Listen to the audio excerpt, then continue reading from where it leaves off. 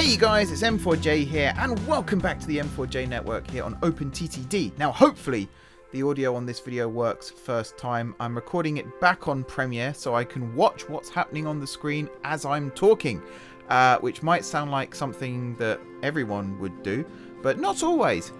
Sometimes my Premiere is a bit jittery.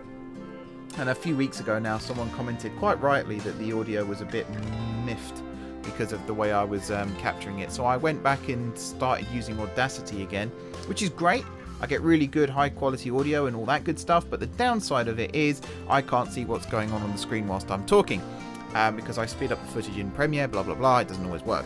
So this is a 3.5 hour original footage that I'm condensing down into the video you're seeing today, which is currently 45 minutes. I've got it set to, but it may end up changing. We will see. But this is the rebuilding of Monningpool Falls Freight Terminal. I've been teasing this for a while. I was being very, very cryptic last week, talking about a freight terminal that I rebuilt. And this is the one. Now, originally I was going to do Sindwood first, but I decided to do Monningpool Falls instead because there's a lot of train movement that I wanted to have running through here. And I wanted to make sure, first and foremost, that the freight terminal could actually handle it. So I thought, why not kill two birds with one stone and actually do a major rebuild of the terminal for the new freight project that I've been running for the last few weeks now. So try and talk you through the process as we go through. The first thing I will stress is all of the tracks on the Western Reaches North line, so into Monningpool Falls, out of Monningpool Falls, whether they're running north, south, whatever, plus the approach tracks to the depot, none of that is affected by this rebuild. It is all the same. But everything besides that, including the north-south connector that runs along the west coast, that does change slightly. The alignment doesn't change, but the tunnel sizes do change slightly. And you'll see that a little bit later on in the episode.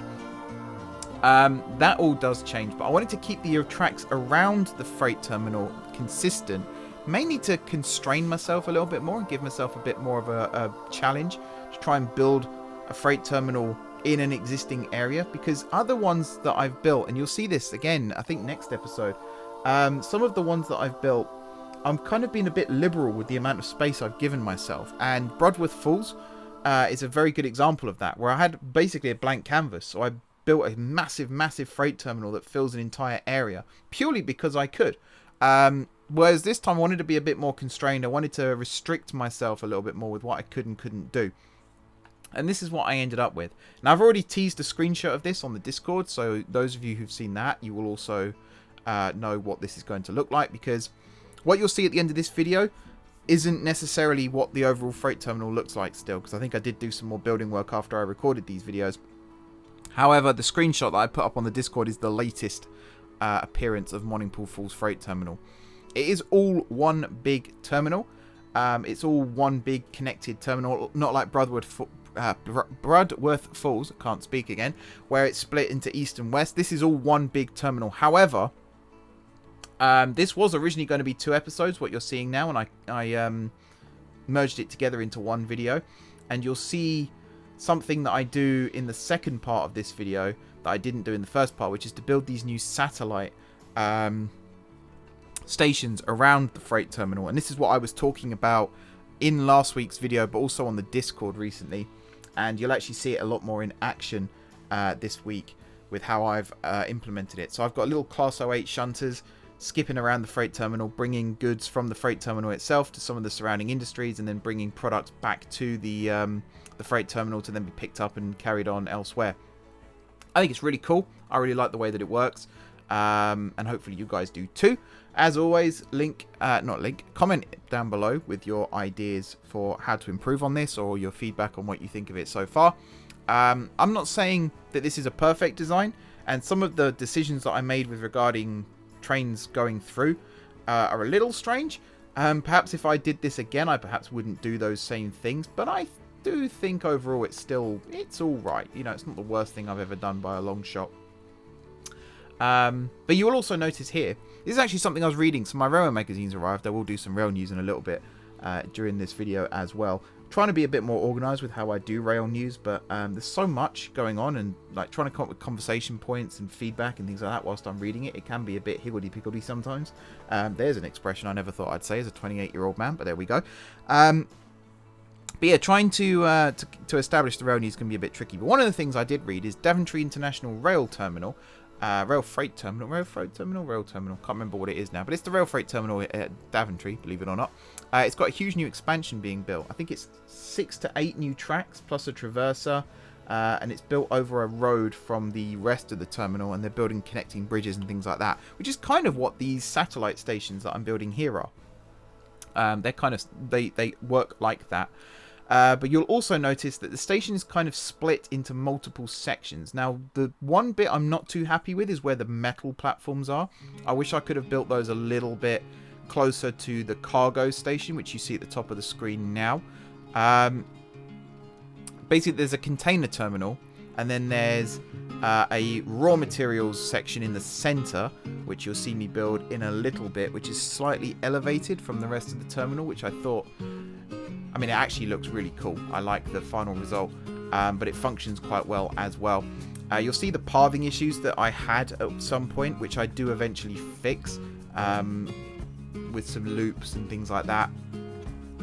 And then, yeah, so the cargo terminal is at the top. Then we've got the raw materials in the middle, and then we've kind of got processed and oil at the bottom. So there's going to be the oil tankers arriving at the current location of where the docks are and where the road vehicle depot is. There are going to be 2 road vehicle depots. I've only built 1 currently. I'm trying to decide where it is good to build the second one.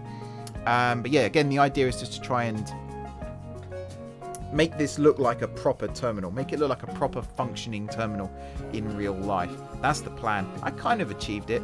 But again, let me know what you think as to whether or not I did actually achieve it. So the way the routing works in and out of the terminal, then we've still got the north and south approaches that go into Monningpool Falls, and we've also got the north and south approaches that join the west coast main route. I keep going to call it the west coast main line, but it's not really called that. I think it's just the west coast line. I think is its current name at the moment, but I'm not entirely sure. Now, originally the northern approach from Bedtown joined the depot at, I keep saying depot, joined the terminal at the northern side of the site. That's no longer the case. Now, it actually joins at the southern side, and they kind of cross over each other, north and south approaches. And that was purely for space reasons. I didn't have the space to have it all I didn't have the space to have these tight radii curves without it crossing over. So I figured it would be better to actually have the southernmost entry go up to the north of the site and then loop back, and then vice versa, have the northern entry loop to the southern side and then loop back. I think, again, it kind of works. It created a loop that goes around the entire site, which, again, the video you're seeing right now, there were some bits that I missed when it came to doing that, which I've now gone back and fixed. There are some additional loop lines that I've built around the outside of the site, which connect up some additional platforms and might even have additional main platforms added in the future as well as being the main connectors to the satellite stations that I've been talking about.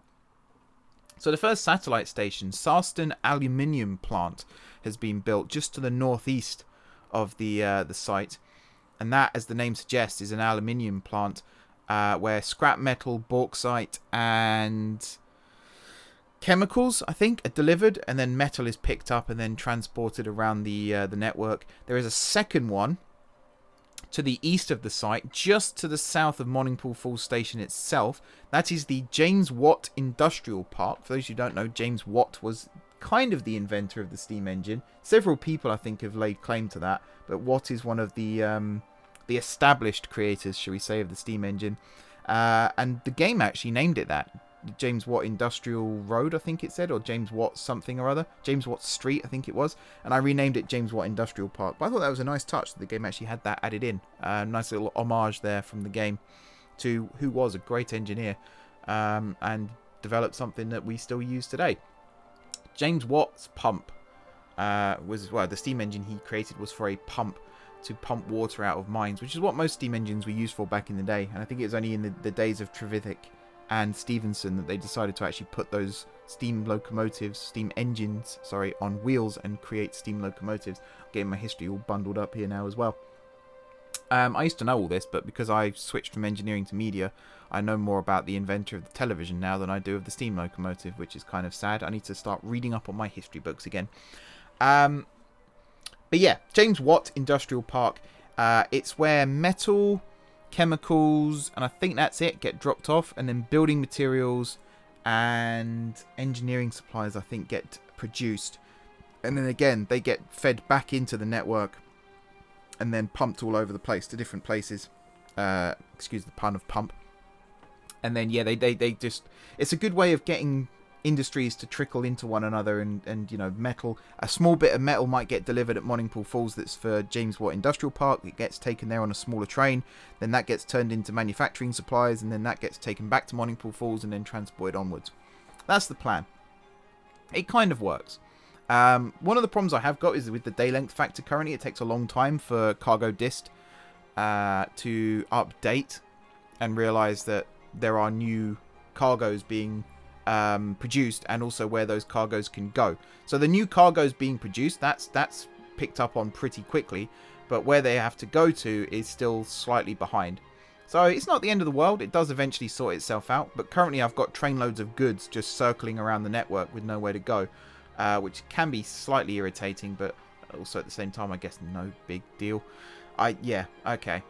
I'm being very, like, picky about it, because it really isn't that bad a thing, but at the same time, it can also be slightly irritating.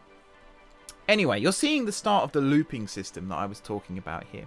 So this viaduct that I'm connecting to now on the easternmost edge of the site, this is one of the most important viaducts in the entire build, really, because so many trains actually use that to get to and from the raised platforms. So you see we've got the coal, it's technically the mineral platforms at the top end there, the northern end of the central island. We got drop-off and pick-up, which is something I'm doing for all of my cargo terminals now. The mineral stations have a drop-off and a pick-up, and the idea is the train will come in, drop off everything that it's carrying using a merry-go-round system. So it's on a 2-minute timer and through-load setting. So the train is constantly moving and unloading itself. And then once it's unloaded, in this case, it actually goes over to the former freight depot that I had over on the eastern side of Great Dradingstone. That's now been converted. In fact, I think I do that in this episode as well. That's now been converted into a freight siding. So freight trains will go in there, they'll wait an hour, then they'll come back and load up again. I've also used that as the depot now for the little shunter trains that operate in and around the freight terminal. So there may be more freight, little shunting type trains that I put into the network, and for that pretty much exact reason. It allows me to carry more goods to and from the factories surrounding the freight terminal. But yeah, once they've waited there for an hour, they come back and fill up again, and they're very mixed. So I know in reality, mineral trains are likely to be fixed consists, so they'll only carry coal, they'll only carry iron ore, they'll only carry stone, whatever it might be. However, in the past, they did have mixed mineral trains. So you wouldn't obviously have stone and coal in the same wagon, but you would have like 6 wagons of coal, 2 wagons of stone, 4 wagons of scrap metal, whatever it might be. And that's why I have the trains now unload and then reload. First of all, you get the really cool thing of watching the train go through merry-go-round style, unloading at one set of platforms and then looping around and loading up again, which is what I used to have as a setting. But then that became troublesome over at Guard City North. So now Guard City North, they actually go and use the old sidings that we had on the Eastern Freight Loop. That's been repurposed for that and will continue to be repurposed for that. I might even build a new sort of logistics hub on the east side of Guard City, a little further south of where the current ones are, just for that reason, to allow goods to be processed and things like that. I'll have one side be cargo, one side be raw, or manufactured and raw, because that's the system I've got. And then, yeah, they come back and fill up again, and then head off. So right now, I think it's scrap metal, iron ore, coal, and bauxite are the 4 main raw materials that I'm using, for minerals at least. But I have, since this episode was recorded, also added stone and I think clay. Sand. I think it's sand actually has also been added. So we're going to have lots of mineral trains carrying lots of different minerals around the map and hopefully making us a ton of money from it. We've also got livestock on the island, which I'm tempted to move, but more on that in a second. I do have reasons as to why I've placed some of these platforms where I have. The minerals one was basically so that central section there where there's no track is going to be all for mineral storage, and you'll see how that works a little bit later on as well. And then yeah, we've also got livestock, and then directly next to livestock we've got wood and timber, because I figured that wood and timber aren't being processed here, they're just being stored here, so it made sense to kind of have them in the main storage area as well. And then to the southwest of the site we've got oil, chemicals, petroleum and alcohol, anything in tanks basically, which was going to go on the central island, but again I'll explain in a second why that's not been the case. And then on the southeast side of the site we've got metal, and I'm trying to remember what the other one is actually. Let me just see if I can load up my game quickly and I'll be able to tell you whilst this is still recording. This may not work because I've had to change some of my Premiere settings in order to get the game to in order to get Premiere to behave itself. So I'll load this up quickly and I'll tell you what that other platform is because it's bugging me slightly. This is me doing the signaling now as well. So for the mineral trains, I actually have it that certain trains can only go in certain mineral tracks if they're full, and if they're not full then they'll go in the other tracks and they will unload. Oh, the game is actually running, so let me just pause that so there's no sound. So the other platforms, we've got metal, and then we've also got milk. That's the other one, milk. So a fairly mixed balance of different goods here. Now, I haven't got every single item in the game going through this station. That was done by design, believe it or not. I felt like it was a better choice to not have everything go through here. I don't want every station being able to process every good. Otherwise, the other stations aren't really necessary. So in this case, it seemed like a better idea to just have the main industries. You might have seen me at the start. I selected the surrounding industries before I bulldozed them just to see what kind of things the station would actually be accepting. And then I used that as a guide for what kind of goods would actually be coming through the terminal. I'm kind of losing train of thought again, which isn't very good. So yeah, I'm going to stop talking in a second. I'm going to let the music take over for a bit, and then I'm going to come back a little bit later on and talk you through the second part of the video, as well as the latest rail news. So I am going to stop talking now. I'm going to let the music take over, mainly because Premiere is starting to play up again. And I'll be back with you guys again very, very soon to talk about all the other stuff that's happening in this video. Enjoy.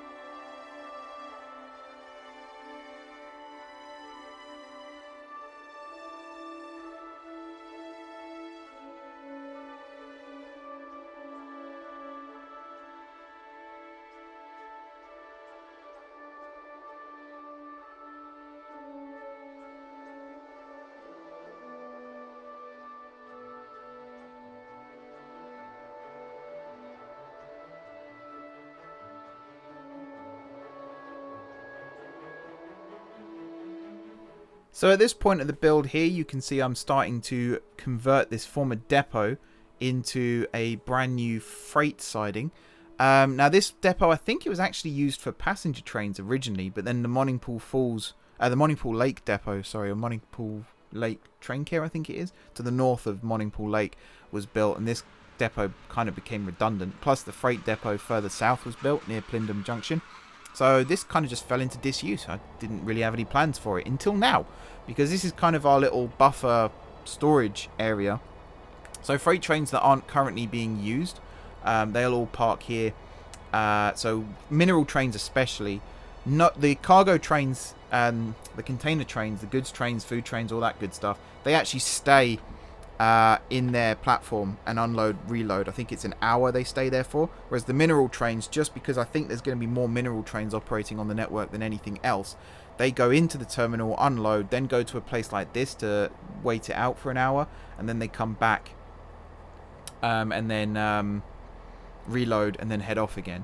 So plus we've got more container platforms. We've got 8 in total compared to the 3 each for unloading and reloading for raw minerals, sorry. So it made more sense. But yeah, the sidings have been converted. I do in the future add a depot. I think that's in the second part of this video as well. I add a little proper depot so that the little shunter trains can operate out of there. Previously they came to and from Plindon Junction, and I was using class 60s or 37s to actually haul these trains, but it seemed like such a waste of power when I can use these little shunters, so I relocated them to the Great Dradingstone sidings, or whatever they're called. I can't remember off the top of my head. And yeah, that makes a lot more sense now, and it works a lot better too, so I'm much happier with that, to be honest. So other stuff that you'll see me adding here, it's just all eye candy stuff now. I've noticed that making the eye candy the focus of these videos has definitely increased the view count a lot. Eye candy seems to be very popular in every game I play, to be honest, that involves building stuff. So I'm going to focus a lot more on doing that in the future as well, because it seems to work really, really well. Really happy with that. Plus, I like these things to look good and work well. And I think overall, despite the weird routing issue that I had, which I do fix, there was an issue with trains coming in from the south, I think it was. The scrap metal, or the recyclables trains, because the recyclables are still delivered here. There was an issue with getting them to loop around again and head back south towards Plindon Junction. That was fixed by adding an extra... So where the oil platforms are, there's an extra freight loop line. So you'll see where you've got that weird bridge that goes over the Western Reaches North line, where it turns south, and then it loops back on itself and then heads up to the oil platforms. I added extra triangular junction there and a new loop line to the south that runs over the canal and then joins up again at the eastern end of the site, and that actually forms the entrance to the James Watt Industrial Park as well, which bridges over the country western approach to Monningpool Falls Station itself.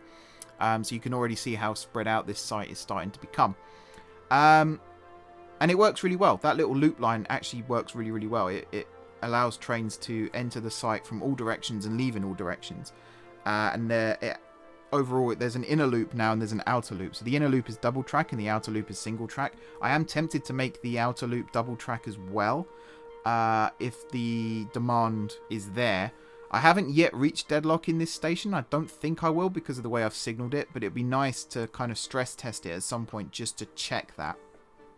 But I was going to talk about why the platforms are where they are, particularly the southern end of the site. So the steel platforms are mainly there just to unload and reload, so that's why I kind of put those out of the way, because we're not delivering metal anywhere at the freight terminal. It's literally metal comes in from other places and then gets taken to other places. So there was no need for there to be any... and there are storage parts, but there's no need for there to be any buildings linked to it necessarily. It's purely just, you know, take them off, store them, add them to another train, and off they go again. Pretty much the same with the milk. The milk tanks are there. Train comes in, unloads milk. Another train comes in, loads up milk, off it goes again. We're actually going to reuse the... I think it was a dairy or something like that, food factory that creates food that's down the country western line from here. Again, purely just so that we've got food coming into the system, because I think food is quite a high-paying commodity in this game. Maybe the 90s, I don't know. But I'm kind of getting bored of having to pick my vehicles carefully based on the time zone. It'd be easier if I just had the game do that for me. So I might end up doing that. We'll see. We will see. What else was I going to say? Oh yeah, so the oil platforms are where they are purely because I wanted the tankers from the oil rigs out at sea to be able to deliver directly to the oil refinery. So you'll see me actually build an oil refinery right at that edge of the site, and that is where all the oil is delivered to. So trains will actually be coming in carrying oil and leaving carrying petroleum and chemicals and things like that. So I wanted to make sure that that was as close to the oil refinery as possible, because in real life you wouldn't really have it be that separate.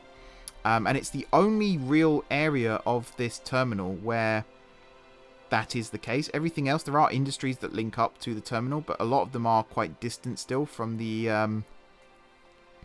God, I keep losing my train of thought. They are quite distant from... So the platform, the container platforms, for example, are distant to where the containers are developed. Developed. Where did I get developed from? I'm really losing my train of thought. I'm struggling here. I will go to rail news in a minute, just so I've got something else to talk about and not make things up on the spot. But yeah, a little bit more eye candy going in here. This is the new road depot. And actually the little loop line that I've got in there, which you see is actually being built now. I do go and turn that into a tunnel and actually have the terminal, all the roads and the storage and everything go over the top. Just to make it look a little bit more realistic still. I was trying to devise roadways through the site, and I kind of think I've done that, but I'm not 100% sure. This little section here, so I rebuilt the the canal and the road stops around Monningpool Falls as well. So Monningpool Falls has a brand new bus station, which you'll see me add momentarily. It's also got triple docks there now, because I'm planning on having like cruise ships and ferries go from Monningpool Falls to Guard City. I don't know whether they'd be commercially viable or not, but I certainly want to find out. And because of that, I wanted to build a brand new bus station and kind of link these two stations together, because it's very obvious that they were built at different times, which is exactly the backstory of the station. But I really wanted to make it look like the bus station was then built afterwards to try and connect the two sides of the station together, which is kind of the story of M4J transport, really, is these stations, they're always built separate, and then in the future M4J transport comes in and tries to kind of make it all one single unified structure. So that's kind of the angle that I was going for with this, and again I think it kind of works. I'm not too upset by it. It certainly completes the site. It turns it into more of a rectangular shape now rather than this weird like P shape that we had prior, which I think works quite well. Now this is the ship dock, the little shipyard that I've built here. Again, it's purely eye candy, but it's just somewhere to go for the boats to go when they're not being used. So again, we might have ships that come here to be refitted, or they might go to the depot to be refitted, and then they'll park here for a bit. There are 1, 2, 3, 4, 5, 6, 7, 8, 9, 10, 11, 12, 13, 14 docks, I think, here, all in one. I don't know when it was made so that docks could be more than one dock per station, but I'm really glad that was brought in, because that's been an absolute lifesaver as far as I'm concerned. So now we've got multiple docks here for ships to park, so they're not all on the same one, they're on multiple different ones. And again, like I said, that makes a massive difference. And I'm using some eye candy, some objects here. I will go through the content downloader in the future and see if there are more industrial objects that I can add. Excuse me. Because I found myself quite limited with the things that I wanted to do. And I had this problem on City Skylines as well. Because you know how I build. I make things up as I go along. And sometimes it was hard to find objects that fitted what I actually wanted to do when I had an intent. Which made it quite irritating at times. So I will have a look to see what other objects there are and if there's anything else I can add. Because these pipes here was all well and good, but eventually I ran out of ideas as to what to do with it, really. So I'm glad that that was changed. You see me changing it here. And I think it looks nice. It's just somewhere, as I said, for the boats to go when they're not being used. All the tankers come out of the depots, which are to the left of the screen right now. And then we got this little shipyard. So there's the first one that you'll see me adding here, which is a little oil tanker. The ones I have, I've actually upgraded to make them bigger and added a couple more oil rigs just to try and make the ships more profitable. I'm still having problems making the company profitable. Some years it's very profitable, other years not. And actually the industry, when I The freight trains, when I first set this terminal up, were very, very profitable. And then over time, they've started losing money again, which I'm not quite sure what that's all about. But again, I'll work on it. I'll see what I can do. If anyone's got any ideas for that, feel free to let me know down below. That'd be very much appreciated. And yeah, so this, I add this oil tanker, and then I also add, I believe it's a food train or a livestock train. Ah, yes, I remember now. So there's a livestock train. There's some mixed farms just to the north of Bedtown, which is to the top left of the screen right now. We have a livestock train that runs from there. It does run via Monningpool Falls. Then it also runs via Guard City North. And then it runs along the Great Eastern main line right the way to Henninghall Junction. But just before Henninghall, it branches off and goes to Denhatton Stockyard, where the livestock is dropped off. The livestock is then processed, shall we say, turned into food, which is then loaded back onto the same train, which does this weird little merry-go-round thing at Denhatton. You'll see that in a little bit as well. So the train can be refitted to carry livestock, and then that's brought back, from livestock to food, and then that's brought back to Monningpool Falls via Guard City South. I think it also goes via Lanning Way as well. I can't remember off the top of my head right now. And then once it gets back to Monningpool Falls, the train runs empty back to the depot. But then the first part of its journey is actually it runs to Monningpool Falls, loads up on farm supplies, and takes those to the farms. Now, I haven't got anything that makes farm supplies yet, but I will do in the future. And I think that's a really cool way of having these trains operate. So they'll start off carrying one good, they'll then drop that off, use that to make new goods, which they'll then pick up, take somewhere else, drop those off, use that to make new goods. But it's still categorized, it's still raw, and it's still processed. So I now have 3 categories of freight. Previously I had 2, now I have 3. So now I've got raw, processed or manufactured, and mixed. So this new livestock train that I've got is technically mixed, because it starts off as livestock, and then it picks up food. So it goes from raw to manufactured, and then it also uses farm supplies as well, which are manufactured. So the final sort of part of this that's new is this little road vehicle depot that I build here. This is to replace the old one, which was closer to Monningpool Falls. I think this one works a lot better. My sort of mentality for building these has changed a lot in the months/years since I started building road vehicle depots. The ones around Guard City are a very good case study, actually, and this is no different. I just think it looks a lot cooler to work like this. And this is for a little food truck that shuttles between Monningpool Falls Freight Terminal and Monningpool Falls itself. And the reason that freight truck exists is purely so that there's actually food delivered around the network, just to get that ticking over. And eventually I'll add more food providers and also food requesters. And that leads me nicely into the final part of the video, which again, I think I mentioned this last week, but I butchered it last week, and then we had a little chat in the comments and also on Discord, and I've got a better system and a better way of describing that system now. So there are 2 main types of stations, and there are also 2 main types of there are 2 main types of freight terminal, and each one is also split into 2 different operational types. I will tell you what those are in a second. I'm just going to have to pause the recording of my audio again, because I think Premiere is playing up again. So I'll be back again in a couple of minutes just to talk you through those.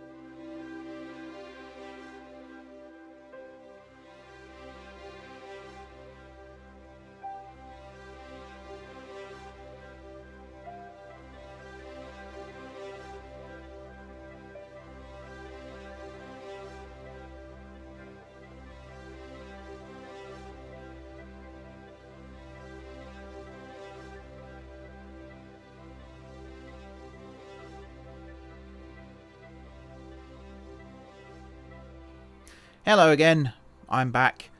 Basically my Premiere is still messing up, and again I'm just really paranoid about audio issues because people have talked about it in the past, so I just stopped the recording for a bit, let it cool down, and then start her up again.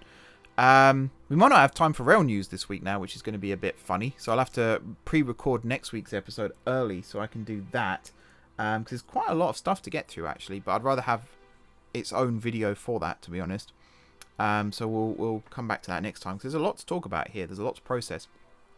So yeah, there's two types of freight terminal. There's active and there's passive.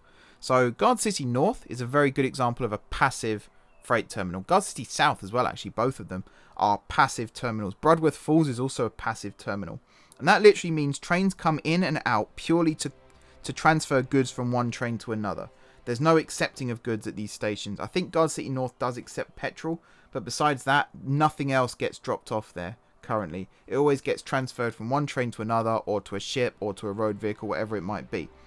Then you've got active freight terminals, which Monningpool Falls is a good example of, and Sindwood Industrial Park and Lanning Way Industrial Estate, where there are industries connected directly to the station. So as well as transferring goods from one train to another, trains also can deliver goods to an industry and make money through that journey. Then each industry that isn't, each industrial station that isn't a freight terminal is also split into two categories. We've got requesters and providers. So providers are things like Benpool Coal Mine, where goods are produced raw, so in this case coal. Also the farms, the iron ore mine, the bauxite mine, which you'll see me add later, and a lumber area, which I'll be working on in the not too distant future as well. They're all providers. You've then got requesters. So most stations are providers or requester providers. Very few are just direct requesters. However, once we start getting into goods and food, passenger stations will become requesters. So right now, Monningpool Falls is a requester because we have a truck that goes between Monningpool Falls Freight Terminal and Monningpool Falls delivering food. We will eventually have other little shunter trains going around that will deliver active and passive, can also be requesters and providers, or requester providers. There's, again, Monningpool Falls, any station that is a requester is pretty much a provider as well. Things will get dropped off, things will also get produced and picked up. This little connection you see me building here, this is part of the new livestock / food train that I was creating.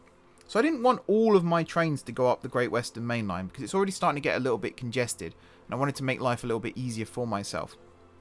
So I decided to create this new connection here and actually utilize this branch line. So between Guard City Great Winfield Airport and Monningpool Falls, the train actually heads up this two-track branch line instead. It is already signaled for freight trains, it just needed freight trains to be added to it.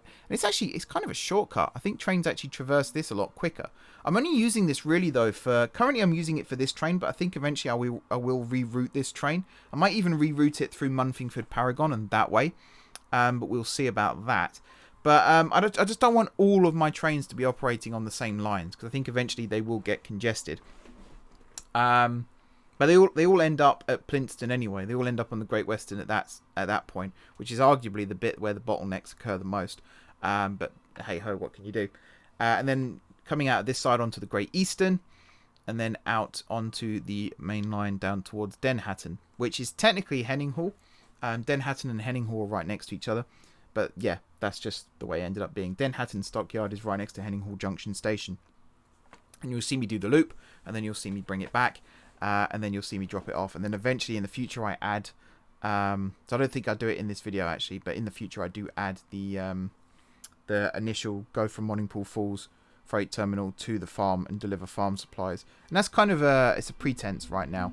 So I also have the container train, the goods train that just ran between Monningpool Falls Freight Terminal and Guard City South. That's now actually been rerouted, so it starts at James Watt Industrial Park, then it runs to Monningpool Falls, then it runs to Guard City South, and then it runs to another station that you haven't seen be built yet. So no spoilers from me, we will see that in the future.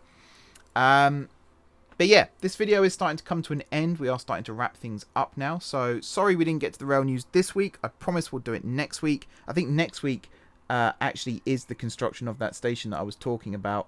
So you'll see more of that then. I'm trying to remember what order I recorded these in, because most of these videos I actually recorded like 3 or 4 weeks ago now. So I'm trying to remember the order that I actually did them in. But I I think I've got it right still. I think I've got it right. Also, Premiere's starting to play up again, but I'm kind of push through it now and hope that it doesn't end up being bad audio. If it is bad audio, I do apologize. Please don't tell me in the comments. I already know. I might even put that in the description because I'll be watching this back before I upload it anyway, just to check that things are okay. But yeah, we are coming towards the end now of the video, and this is, as I've said a couple of weeks ago now, I'm still very much new to rail freight. I'm enjoying it a lot more than I thought I would, but at the same time, I don't really have a lot to say about it still. So I am learning. I'm starting to read up more about it. I'm looking at different designs, different techniques, different philosophies for rail freight. And I'm starting to come up with some cool ideas that I want to employ on the network. By far, this is the most profitable way of actually having trains operate on the network. Passengers are great and all, but rail freight is just, it opens up so many doors. You can have really long distance journeys from one corner of the map to the other, and it kind of makes it a lot more fun for me. So I will look at adding plenty more freight in the future and try and get a real logistics chain. Every industry type and every cargo type all joined together and operating as one. That's the plan, at least. We'll see how well that goes. So this is me just editing Denhattan Stockyard here as well. You'll also notice that I've got the livestock trains now operating as a Ro-Ro type system, merry-go-round. Again, Ro-Ro stands for roll in, roll out, for those that don't know. And so the way the train works here is it comes in with livestock, goes around the inner loop, I believe, or the outer loop. It goes around the outer loop, actually. That doesn't make sense, the way I've designed this. But yeah, it goes in the in one loop, drops off the livestock, then it loops round again into the food platforms, gets refitted for food, picks up the food, and then brings it back to wherever it needs to go. I think this works a lot better than the previous systems that I had. It means the train is constantly moving when it's dropping off things like livestock and coal, which saves time. It does then stop for a bit when it's picking up the food, but you know, it has to stop somewhere, and it's a good place to make up contingency in the timetables and stuff. Anyway, that pretty much does it for this episode, guys. As I said, plenty more to come in the future, including a bauxite mine construction, which is changing the way that I build provider stations as well. So look forward to that if you're a big fan of the eye candy and all that good stuff.